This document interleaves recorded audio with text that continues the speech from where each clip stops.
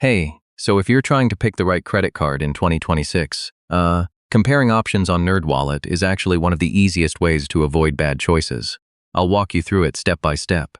Alright, first, open your browser or app and go to the official NerdWallet website, then sign in using your email and password. Once you're inside, you'll land on the dashboard where different financial tools are available. Now, look for the credit cards section. This is where you'll find all the comparison tools and card recommendations. Next, click on Compare Credit Cards. You'll see a list of cards based on categories like cashback, travel rewards, balance transfer, or low interest.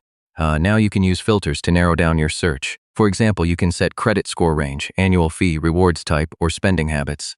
After that, select 2 or more credit cards you want to compare. NerdWallet will show them side by side. Yeah, this is the important part. You'll see differences in things like interest rate, sign-up bonus, reward structure, and fees all in one view. Take your time here and don't rush. Small differences can actually matter a lot depending on how you spend money. You can also click on each card to read full details, pros and cons, and real user reviews if available.